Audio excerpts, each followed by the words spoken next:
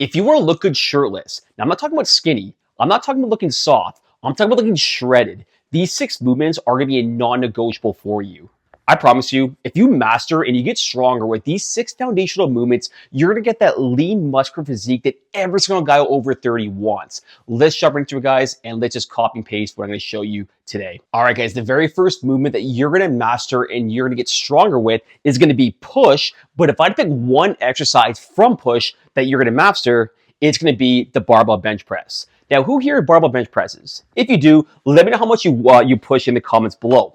But the reason why, guys, I choose the barbell bench press over any single chest exercise in terms of strength, hypertrophy, physique, is because you can lift by far the most weight in a barbell press compared to any other chest movements. Now, if you don't have access to a barbell, of course, you can definitely use dumbbells. It's a little more stability, but barbell bench press will give you by far the best strength results. Now, in a perfect world, like let's say you can combine a couple other push movements to really complement the barbell bench press. It's going to have it in the steak and you have a couple good appetizers or sides. The sides I would choose here would be some sort of low to high movement, like an incline press, because that really gets the upper chest, and we want some high to low movement that targets the lower chest, like a dip or even like a cable high to low fly. So to recap, guys, master and get stronger with the barbell bench press, which is a push movement. But if you can pick 1 or 2 movements to kind of help complement that bench press for the best results for that good chiseled chest physique, pick a low to high, like an incline press, or a high to low, like a high to low cable fly, or even a dip. This second movement, and by the way, guys, who's a Bills fan here? Who saw that big win against the Patriots? I'm so fired up.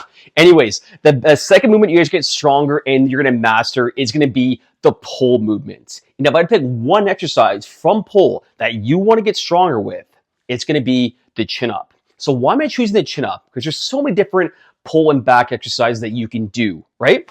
Well, the chin up for me, it gets so many different muscles. And it's a really good indicator of how strong you are relative to your body weight. So for example, we're getting our lats with our underhand grip here. We're getting our biceps, of course. We're getting our upper traps, lower traps, even some core stability. So for just pure pulling strength, it's one of those good raw exercises to do and get stronger with. And if you do that, your back is definitely going to explode and you'll just get relatively stronger at the same time. Now, pull is a bit tricky because there's so many different muscles and movements that hit the upper back and lower back potentially, right? So if I pick 2 other movements to really supplement the chin up, I'm going to pick the chest supported row because you always want to have some sort of row when it comes to a pull movement. I love this because it's very lat dominant and it's so isolated as we're really not using any part of our body in the equation. And the second exercise I would supplement with it also would be some sort of wide grip row.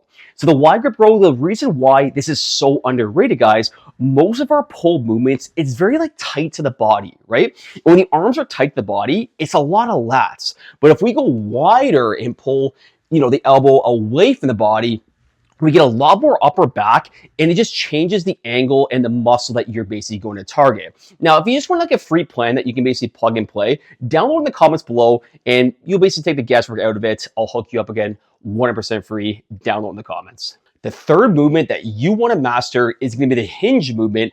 And if I had to pick one exercise from the hinge movement, this might be a little surprising, but I'm going to pick the barbell Romanian deadlift. And you might be thinking, like, why not a deadlift off the ground? That's like the king of exercises. Well, if we're talking pure hinge, guys, and when I mean hinge, I'm kind of talking like hips back, hips forward. The traditional deadlift is more like a full body exercise. Like, don't get me wrong, it's predominantly a leg movement for sure, but you're targeting so many different muscles in the body where if you're doing like an RDL or Romanian deadlift, it's very hamstring and glute dominant because we're really not kind of bending our knees as much and we're just kind of pushing our hips straight back, straight forward. I like it as well because we don't have to use as much weight, so it's not as taxing on the body. Now, again, if I had to pick 2 side dishes to kind of complement our Romanian deadlift for hamstring, glute, and hinge development, I'm going to go the barbell hip thrust for sure, number 1. Such good movement, guys. I know it's not the most like masculine looking exercise, but it's so good for the glutes. I definitely recommend putting the barbell hip thrust in there. And the second movement I would do would be like a single leg supported deadlift. I wouldn't do like Romanian deadlifts and single leg support deadlifts at the same time, but maybe do like a block phase, like 6 weeks doing your traditional deadlifts with the RDLs, and then maybe the next 6 weeks you do a single leg deadlift. I like it because it's a lot more focused on the single leg. It's a lot easier on the lower back, and you can load so much more weight and really isolate that one leg without the core getting involved as much. So Romanian deadlift, guys, and then barbell hip thrust and single leg deadlift as your side dishes to the RDL. The fourth movement that you guys need to master is going to be the squat. And if I had to pick one squat variation that you should be doing, and this is a little bit underrated, it's going to be a heel elevated barbell squat. So why the heel elevated, right? You might be thinking, why is that the best? When we elevate our heels, essentially, is what we're doing is our torso should be able to remain a lot more upright in that bottom part of the squat position. And when our torso is more upright, it basically means less hips push back and more of a knee bend. And when we bend our knee more, that essentially means more quads. So remember I talked about in the hinge, I really like to focus on the hamstring and glutes in the hinge. Now it's kind of the opposite in a squat. I like to really focus on the quad, so the front part of the legs of the squat, and that way we can kind of really isolate the variable, if that kind of makes sense. Now, if I had to pick two runner-up in terms of the heel elevated barbell squat, I would choose a goblet squat. Not to say this is the best for the legs, because the limiting factor in this could be your core, your shoulders, and overall basic fatigue, but it's still such a good movement to do, especially if you have like lower back pain.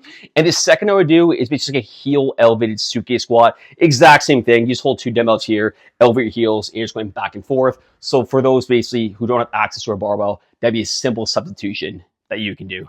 The fifth movement that you guys are going to master is going to be a lunge or single leg kind of movement. And if I had to pick one exercise from this, could you guess what it is? We call it the exercise of death.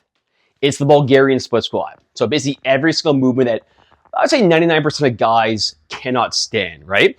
And the reason why though I love this split squat and why it's so effective for guys is we get a bit of a stretch in our back hip, and most of us are super stiff here, but I just like it too because it's very isolated for that one leg. So when the one leg's down here, and sort of lunges are kind of walking back and forth, which is great, more than that in 1 second, but I just like the isolation at times, and you can really load this one up. Like even at one point on my heavy and lifting days, I don't lift heavy anymore because my heart, but I was basically doing like 100 pounds per side for like 6 to 8 reps. So you can load this one pretty damn good, and it's so good for your quads and your glutes. And of course, you can kind of change if you want more glutes by pushing your hips back, or if you want more quads, again, you go more upright. Now, if I had to pick two side dishes to our Bulgarian split squat, I'm going to choose the barbell reverse lunge. Again, just the one you can really load up and get some good strength and stability to it. And the second one is basically just our walking lunge. Walking lunge, so good for balance, everything. And if you guys have like these 3 movements into the lunge and split squat, you're going to see so many benefits from it, including glute gains, quad gains, balance, and stability. Okay, the 6th movement that you need to master is some sort of carry or some sort of raise variation. And I'll explain my exercise in just 1 second, but you might be thinking like, why isn't there some sort of arm movement that's foundational? Well, these are the 6 foundational movements, guys. And I don't consider a bicep curl or like a skull crusher foundational. And don't be wrong, like I program arms. I love training arms. But if you were to pick 6 movements to master and get stronger with, these would be the 6 foundational movements, and obviously the exercise I explain within these movements. I digress though. If I had to pick one movement to get strong with the raise or carry combination, I would pick some sort of lateral raise.